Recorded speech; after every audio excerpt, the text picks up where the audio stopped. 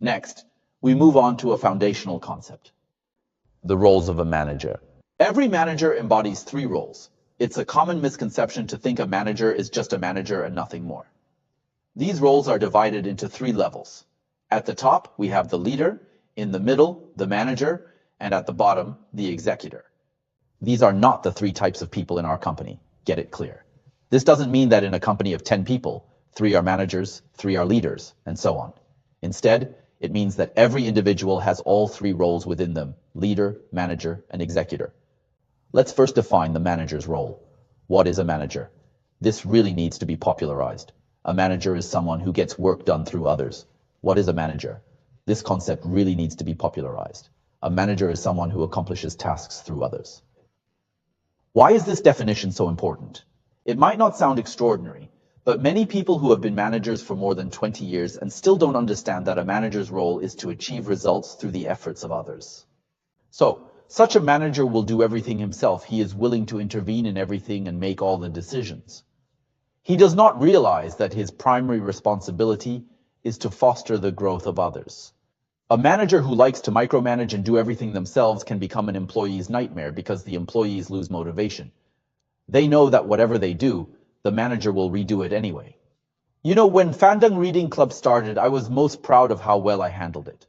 Because at that time, many people gave me feedback saying things like, "Mr. Fan, the copywriting written by your team is not good. Mr. Fan, your app is too difficult to use," and so on. A lot of negative comments came to me. My approach was to endure it and tell my employees, "You did a great job." Explain which aspects were done well and why. Why? Because if I were a particularly picky boss, constantly saying how things should be done, I would end up exhausting myself. Because piece of copywriting need my approval. They think, Mr. Fan has to review it, so just submit it to Mr. Fan. But where would I find the time to read? As you know, our company is all in Shanghai, and I am the only one who reads books every day in Beijing. That is because I can understand that making mistakes is essential in the process of employees' growth. As a boss, you need to be able to pay for the mistakes of your employees. A very important reason why many bosses like to criticize their employees is that they are not psychologically mature enough. They hope to draw a dividing line and say, "It's not my fault. These guys made mistakes because they are incompetent. It's not my fault, so I have to scold them." After scolding, it feels like I'm not responsible anymore. In fact, why can't you share the responsibility with your employees? Say, "This is how our team is. We're not mature enough yet, but we're getting there." As a boss, being someone who shoulders responsibility, facing mistakes together with your employees, is what allows them to grow the most. You need to understand that your responsibility is to complete the work through others, and your primary responsibility is to foster the growth of others. The measure of a manager's management ability does not lie in the achievements you've personally made, much like Xiang Yu, who can single-handedly conquer thousands. But the problem is that the most important criterion for measuring you is to see what kind of team you have cultivated, and how many people who can lead troops to fight. This is the most important indicator for a manager. So, remember, you don't have to do everything yourself. Give your employees a certain amount of space and cultivate their growth. What is a leader? What distinguishes a leader from a manager? Some people say that a leader is someone who sets the direction, while a manager is someone who does the actual work. That's not quite accurate because it implies that managers don't think or consider the direction. That's certainly not the case. A leader is someone who enhances performance by creating a positive environment. In the TV series Drawing Sword, we see the dynamic between Li Yunlong and Zhao Gang. In their partnership, who is the leader and who is the manager?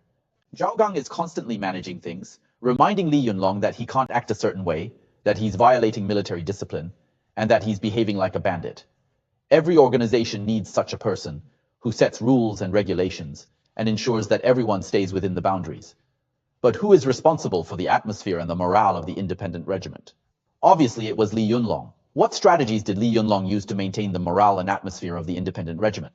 For example, before the battle, he would deliver a speech like saying, "A wolf walks 1,000 miles to eat meat, while a dog walks 1,000 miles to eat shit," which boosts everyone's spirits.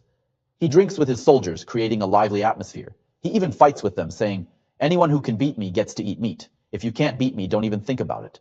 Is this a rule of the 8th Root Army? Did the 8th Root Army stipulate that you must defeat the regiment commander before you can eat meat? No. But as the regiment commander, he can create a festival, devise a method to make everyone love training, and ensure that after training, they can eat meat. The most classic episode is when he broke out of the encirclement of the Japanese invaders, and halfway through, someone rushed up and said, "Commander, something bad has happened. Battalion Commander Zhang Dabiao is surrounded by the Japanese and is wounded and can't get out." What did Li Yunlong do? He pulled out his gun and said, "Since the formation of our independent regiment, we have never left a brother behind. Follow me, and let's fight our way back." They charged back, and during the fierce battle, they lost 7 or 8 comrades to the machine guns set up by the Japanese. They lost 7 or 8 comrades, only managed to carry out the severely wounded Zhang Dabiao. Do you think it was worth it?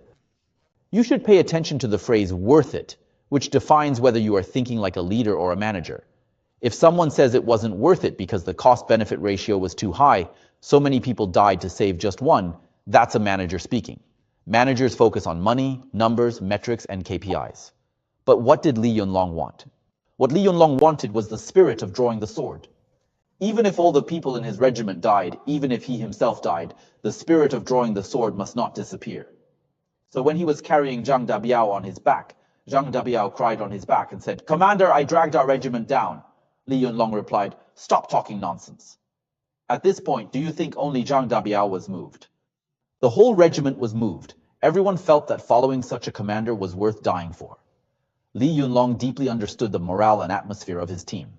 So, I would like to ask everyone to reflect on how much time we spend observing the atmosphere of our team when we are managing the team. How much effort do we put into specifically enhancing this atmosphere? I have seen many startups fail because of this. The bosses only think about the business and how to move it forward every day, and always feel that they are not working overtime enough. They lead by example, and working themselves to the point of needing hospitalization. But the atmosphere and morale of the company have already hit rock bottom.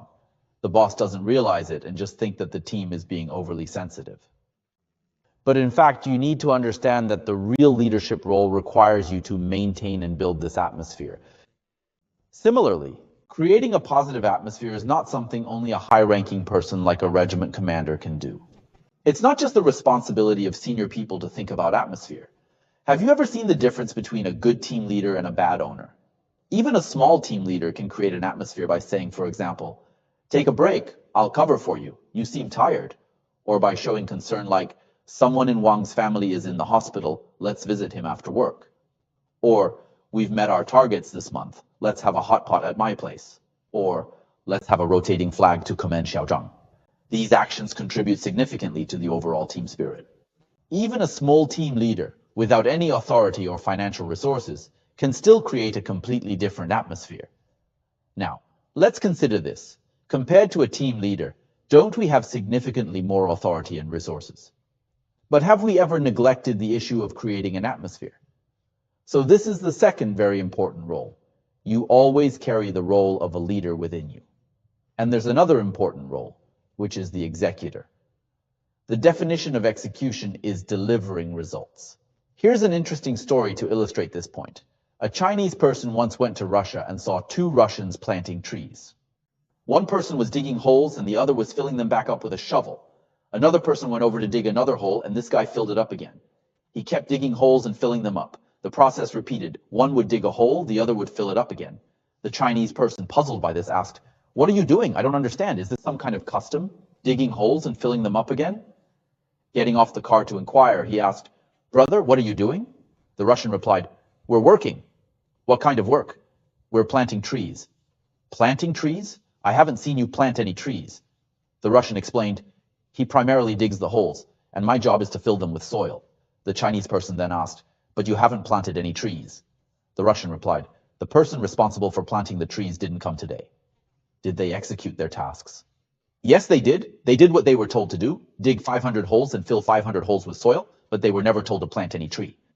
Everyone laughs at this story, but think carefully. How many of us are doing similar things in our daily lives?